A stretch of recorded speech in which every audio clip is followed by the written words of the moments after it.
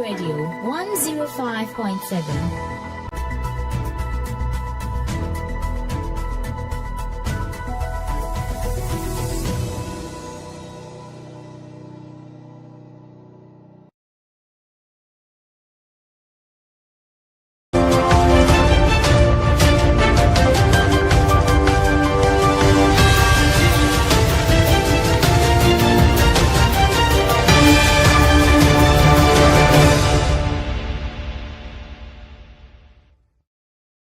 Yadeba, the ebedi mwa kotinibi ini.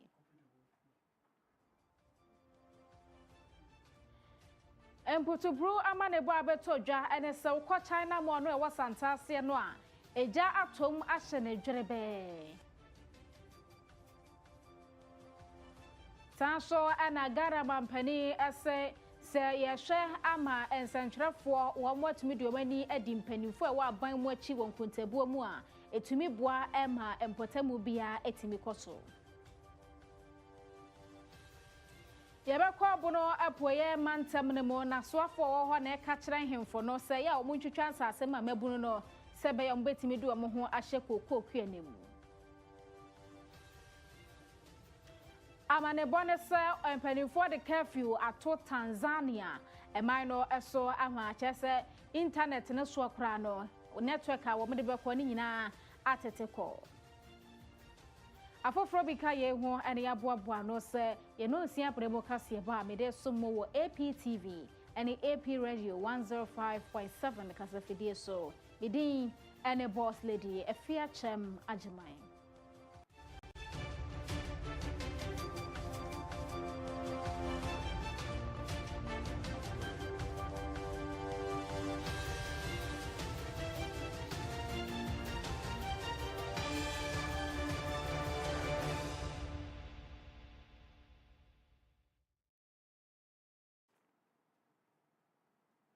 Yeko santase eno wa santemantem kropon kumase heye ababeto dwasa China mo ehwo a wo musiye abusua encha yekora enese enedai eja ato China mo no ewo santase ni mo memunie manyina ahye dwerebe na de yakoba ya ejai etimi ma ne homne so de Ghana National Fire Service for entumi enka bibia emfa ho na soso no wo mo kire se ebesi sabre de wo hu se wo binam so ato nananom ewonse do amane bone se be no nan mu ho enegya no ehyase a wo hwese ne na esi hye na ebusua na no wodene enti eche pansa na Ghana National Fire Service etumi aboa ma egya no ano abrase me de wo kasa wo hu mfoni no a egya no aba fom a otim hu se edan no ene munie manyina hye wo mo amfa pin kura ewo mo na santwerefo bo pin ho ene mpanimfo bia na akopie mu ewo ho ebi te se Kumasi Mayor Ira Zuba no wo ho sanso ena National Fire Service for mpanimfo so no mo so wo ho anadmofo so de wo mani ekiremu ewo ho. You sit in your office, you came around, you are still coordinating efforts. What do we know so far? We don't know anything. Our efforts are geared towards extinguishing the fire, preventing it from extending to other properties beyond this particular location, and making sure that we protect lives and property. That's our foremost preoccupation. So that's what we're concentrating our efforts on. How best are we going to devise appropriate means to quench the fire? So we have called for the tankers from the drip unit to come here to come and augment the tenders, so that as and when we run out of water, we'll be able to have quick access to water for the firemen to quickly do whatever they are supposed to do. When we are done with that, investigations will continue. The fire department has picked up preliminary information, but it's not something that we can do anything with immediately. We'd have to process and assess it, do evaluations before we can come to a conclusive report. So for now, our concentration is to deal with the fire. Your observation on what is hindering the efforts? Human activity. When the fire tenders were coming, the sirens were blaring, but users of the road did not create the appropriate path for the fire tenders to get here in time. And that's an appeal I'm making to our citizens. Whenever you hear any form of siren, whether it's on a police motorbike, whether it's on an ambulance or a fire tender, it is going to attend to an emergency. That's why the siren is blaring. So once we hear any form of siren, what we have to do as citizens who are using the road is to create access for the siren their vehicles or whichever medium has a siren to come and pass and go attend to whichever emergency that they are going to attend to. If this had happened, maybe some way, somehow, we would have been able to save the situation. It's unfortunate that we have lost several millions of dollars out of this fire in this particular location, and it's sad. Have you met owners of this facility yet? The owners, I'm told, are out of the country, but their workers and representatives are here. We have spoken to them. We'll try as much as possible to, as early as feasible, speak to the investors and be able to calm them and offer them the nation's support. These are foreign nationals who have come to invest in our country. They employ hundreds of employment for our youth. It's the end of the month. About 300 staff of this place are supposed to be paid tomorrow or the next day. If you look at the liability, it is going to be difficult for them to pay salary, and that's a huge burden for government and our people. So we'll do whatever we have to do to assist them, if possible, to come back. What do we know about casualty? We have not had any casualty. The fire department was able to evacuate all the staff, all the workers were, with the help of bystanders, were able to evacuate all of them. We don't have any casualty on hand. What we have is the losses that we are suffering as a result of the our inability to deal with the fire. We have lost everything that they have within their warehouse and in their shop. Ghana National Fire Service, so who is still engaging his men on the strategies being put in place to at least bring the situation under control, because the fire keeps spreading, and from where I stand, the combustibles are just reigniting the fire, and also the blasts. We don't know the kind of equipment that are there. Commander, you are welcome to Channel 1 TV. Thank you. How did you get to know about this incident? We were called. Our regional control was called at 3:19 hours. They dispatched the first tender at 3:20 hours. They got here at 3:31 hours. And when they got here, the fire was at its developed stage.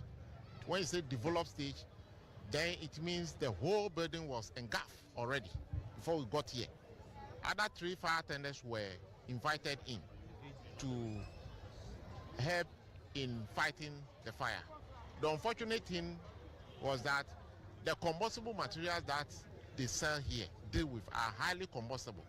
Apart from that, the building itself, the materials used are very highly combustible. Yes, you can see the intensity of the fire. If you go around the building, you see that, 1, there are so many cracks on the walls. 2, the walls have tilted, which means the construction and the intensity of the fire is very much enormous. What we heard also was that the fire was noticed when they were on break. I don't know when they go on break. Yes, so people who were around noticed it and they tried to fight it. But I think it went beyond them. Looking at the combustible materials. On the first floor, they sell this sitting room furniture. These are hosieries material, which fire, when it's involved in fire, it spread very fast. Yes, so it spread very fast, so they have to abandon and call fire service. As to when the fire actually started, they are yet to tell us when it started. And when they call us, they call the control at 15-19 hours. Yes. All right, so what's that hindering effort or that hindrance that is maybe making your work difficult here? Availability of water.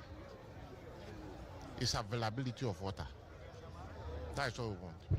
The nearest fire hydrant we learned is around beyond, you say, Mekom, Ahunjo Mekom. I learned that is where the fire hydrant is. And I don't know how with this, even at this traffic, how you can move in there as far as possible. Yes, so fire hydrant or water availability of continuous flow of water is our hindrance here. Okay, sir.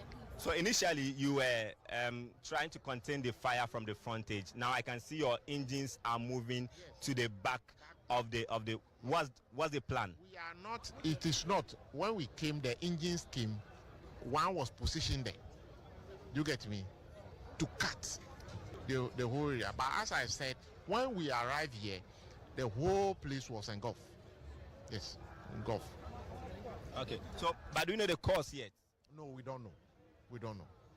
All right. So that's the Ashanti regional. I finished my presentation, so I set off to go home. So I was actually with a colleague, as you saw us earlier. So we got at the back of the building, then we realized that there is this smoke. So we parked our car and tried to come closer to see what actually is happening. So we got there and we realized that the fire actually started from the back of the building. So like 20-30 meters away from the building, you could hear that something was just exploding. We don't know whether it is gas or anything, but things were just exploding in the building.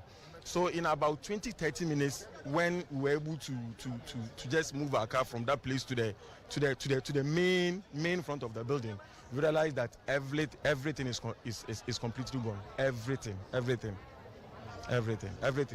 was gone. Okay, so what was the reaction of shoppers and people who were inside when the fire started? Of course, so when we got here, actually everybody inside has just run out. So they were all standing, across the road. So we tried even speaking with some of the staff, and they were telling us that they have over 300 staff here, and now their headache has to do with how they are able to go, how do they able to make ends meet? Because now since the structure is down, it means that technically they've lost their jobs. So how they are going to be fed and all that is what they are thinking now. All right, so that's an eyewitness.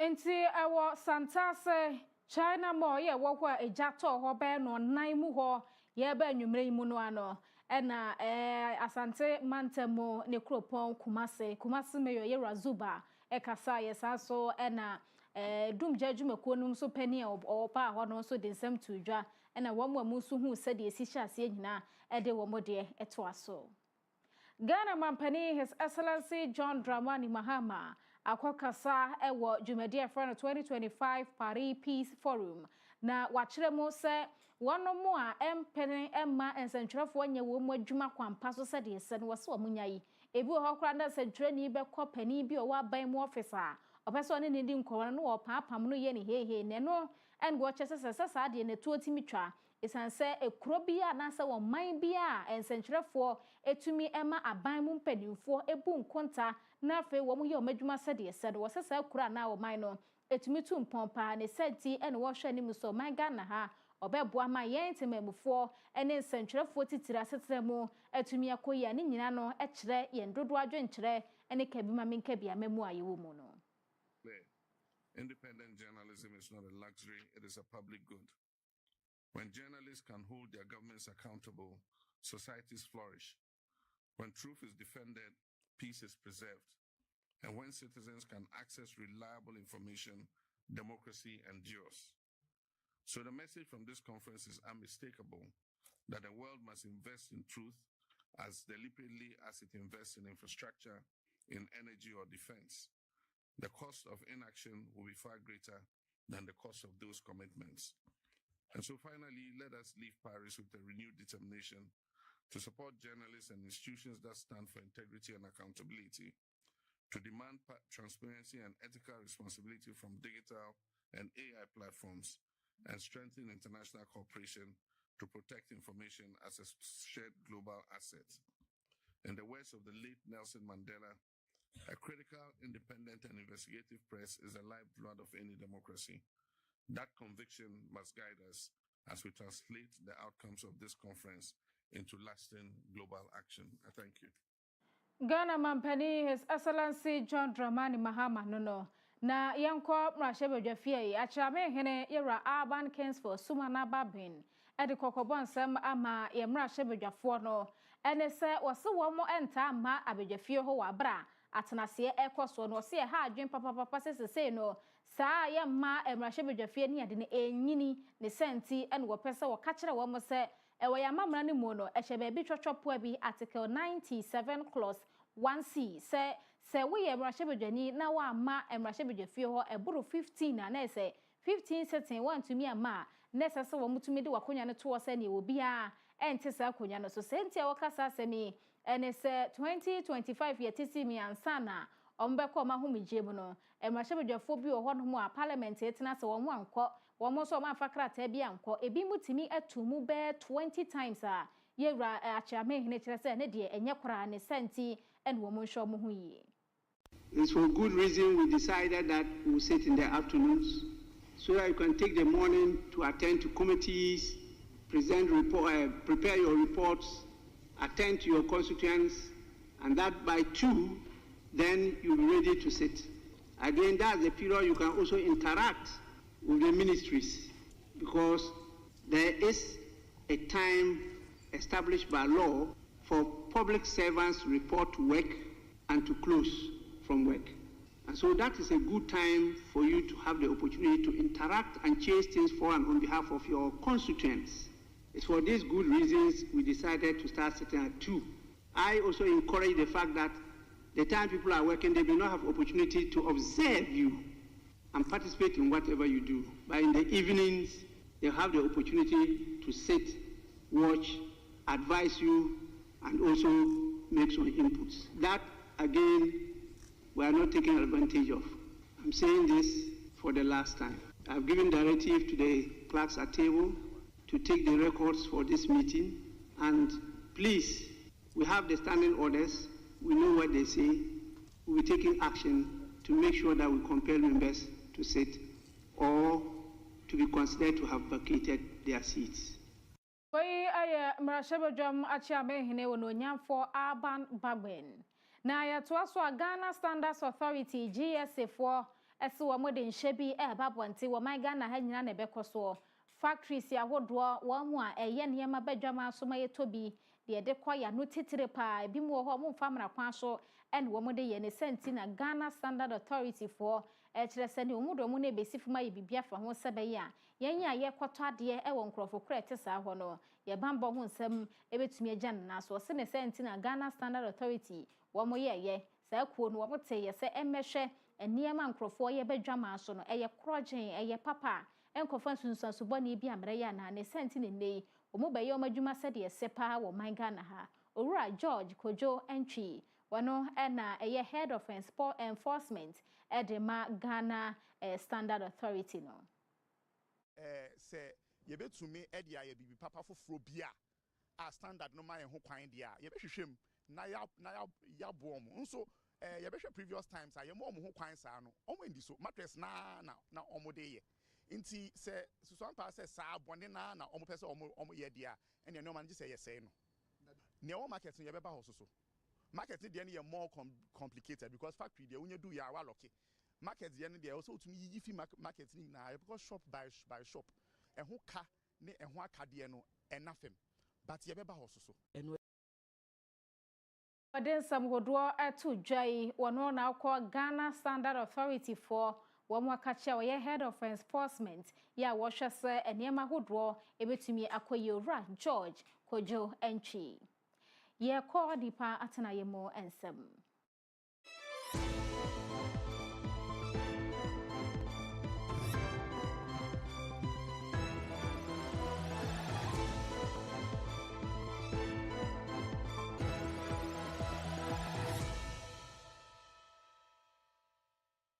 This segment is brought to you by King's Home Studios.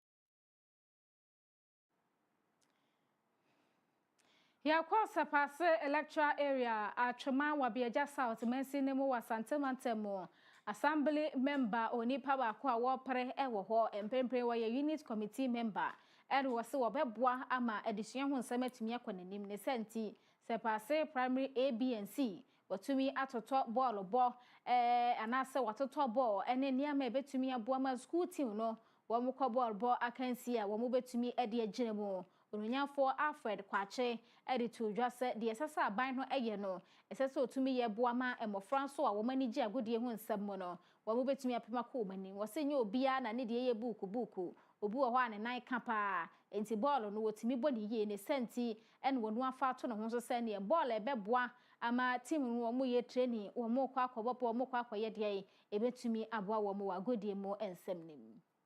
For a tertiary Kakrani say, over system principle of Gettysburg, mindful and not say sports should be form part of education life or student life.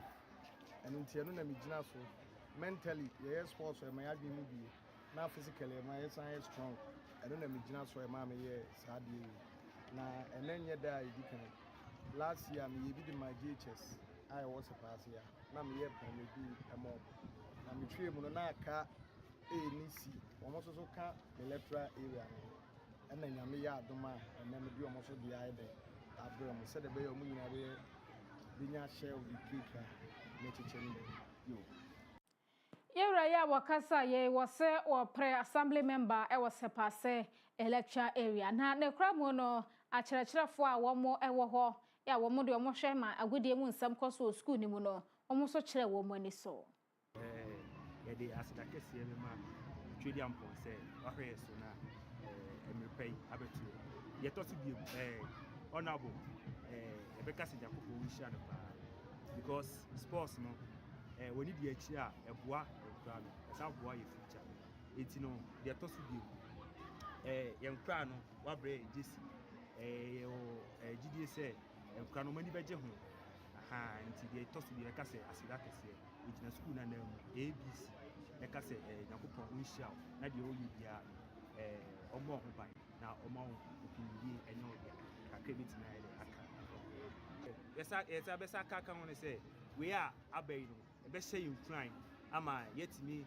akansie bia ebeku bia no ebetimi ede adi nkunim ahye no so animonyam aha yebegina we no so no adi nkunim ahye no mu se de be ya yeso ye nka se yegu ye ho anim ase na se yegu no so anim ase aha so kakra me kan se yeda honorable ase nema a wode abeche yesa na se yankopon enhira no omano patente ne susu ye bia osusu bia yankopon be mana bem yesa na se bibi ade na ode amaye ye ndi ni ham ye bekoso aye said your pen said ye whatever change sports no yesa na ye yes ye kas ani amaye ode abre jesi ye be yenguna ni mase ye passports na ye be dinkuni evi se niam na ode amaye ahye ye nkuna enti ebeboa amaye dinkuni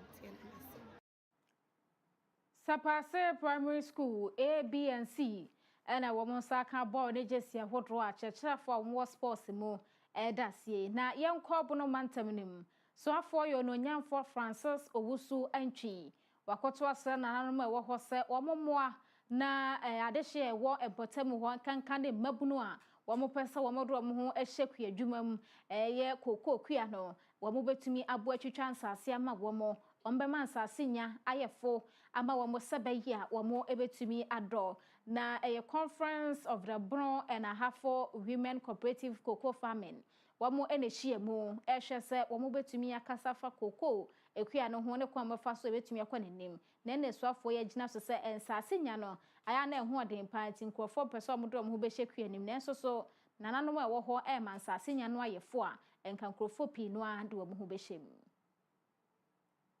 ehye sector minister ano na nyankopon enchade ye sector ministers mienu agriculture and trade benyina bedi ose aye oyo abepi dwabo kese yase na mejira ho nyina ho anamu amma miwuranom akwaba na maka kire be se haye bunu east Agyemang capital ni babepi emu nananom enawiye de mi dwumadie eyetiawa mu dwumadie akra medie ni se onna from se nipa beka no ho abomu ayekuo na yekaye ho bomu a oma ya hoden yekaye ho bomu a oma ye hwehwe bia ye nsaka enti mefa akwanya yeso ada executives asipa yie se babia ho apem no maso aduri omampani ani aso osasa ho pem a ho pem ko ho anim na nipa bebre eya ho animu abana so ya nhyehyɛ ye bebre a wode beboa ho dwumadie na onam se sector minister eya hanti enti apempi Roman force e kwa sori dem a se bishop eya ho a ya na reverend father ommo mass enti samre ya ye honorable Eric ni trade minister ye hai nsem kase hia ejina beso a bedi betudwa nananom madesre die ni se ye beye kuya ye behia asase na mpem bebre ye pasa ase ye kuya ya na mentime ho ase kakra eya ho ye besre nana ote adwamu se omananto haso chiefs nananom nyina a beye bono ahafo ne bono east mpo ni Ghana nyina se nananom benya ye moe na be ma ye nsase a ye bebie ye koko ahye mu ne a etoso bie mu a mestre me wura minister ene se ye beboa ye nuanum sika famu se loan kakrakra ne ye beboa am so betimi am ye bie kuya himu am ye timi akwa animu ya one nko input so a ye bedi dwumadie me gira me nuanum anamu se ye ministers ye haide wada Roma se ho konkran a ho kaya na ho akwa back off na batimi anya input e de adibo dwumadie amakoko so afa ne ntoma pa afra eya Ghana nananom nkonya so ayehye migira ha de srede kakra me de ato minister animuni na me yegidi abemu se baye bi pen ye nye ne di kan na bebeko so aso ayebi aka ho Bono apoya mantam nem so afo no nyanfo Francis owusu antwi ena echrese ehemfo mu antwitwa nsase no omuma nenyefo ema se kofo betumi adokua woso ye ko dwade mu ensem.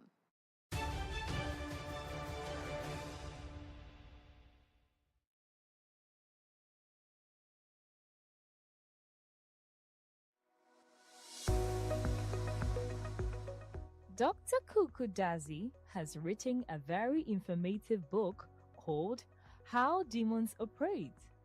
This revelational piece exposes all the deep secrets about demons to set you free from their evil clutches. You can purchase the book online on Amazon.com and Bol.com, or also grab a copy from Continental Supermarket at Ayediase or the Kyem Shell Shop in Kumasi. You can also call us on 050-644-9797 for your copy. Get a copy right away.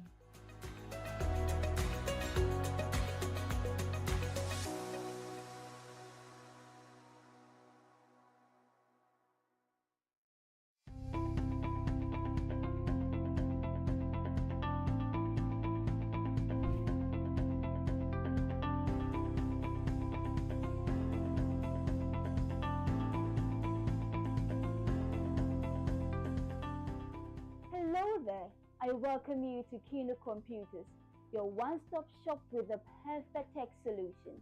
At Kino Computers, we give you the best deals on quality laptops, phones, and accessories.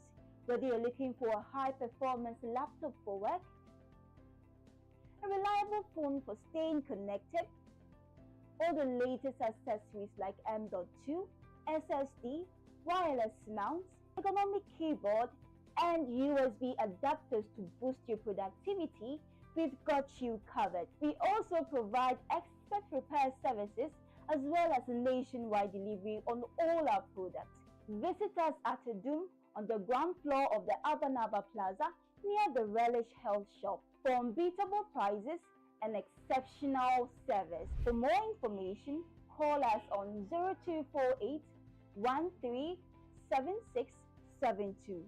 0248 137672. Kino Computers, beyond your expectations.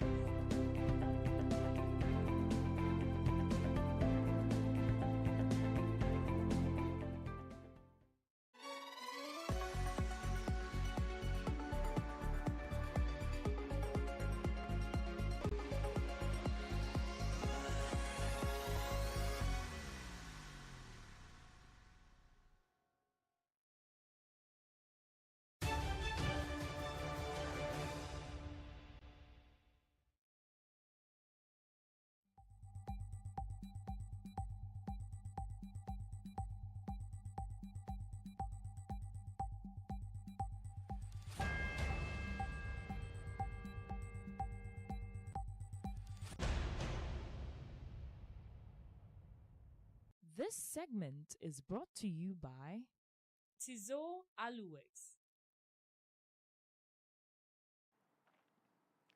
APTV, AP Radio 105.7 so enie enyume no sia kase na uguso ehwe na utieme no ewodwade mu ensem no yewura bia eba no sikasem eho nchechemu no pensempensem odimu akotere sanso na yesikase beka nse economy no nso oyemu okunini na waka kira ban no se wonhwe ema ye ka hodo aye won wo montoto ka ne ye na entumi emu asanse IMF fofo ayede ye ho kwhye wo mo ase no mo na ehye yense yesikasem yentutu ne yie no sese nyame yadom a 2026 mu ewo mebosome no na IMF no yeni wo mu bewie ne krakrakra ne senti na yewura yi ka kira ban ne sese kobansi ye free IMF fo ensase a enyade esese yesa koso ebiem ne senti na esese yankasa yetenase na ne yahyehe yesikasem ne kwan ebefa so a ahohyeso ahunidi ebetumi aye adwuma de friend say fiscal discipline no wase ebemu a ebetumi abo enei ohu saban ne de nhyehe agu akwamu a economy no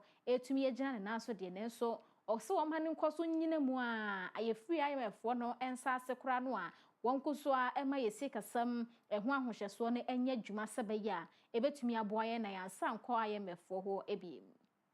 Hard on inflation, you are going to hurt growth because you are not spending. I would love to see deficits, reasonable deficit levels, reasonable rates of inflation, some stability in the exchange rate, but not at the expense of growth, not at the expense of jobs. Yansha na yema enema hodo entumi entuto ye na enyese yebehwe ama enema agiego wabra ye free IMF for ensa so rapita ene den nsem hodo etudwa ye ko amanhodo so ensem.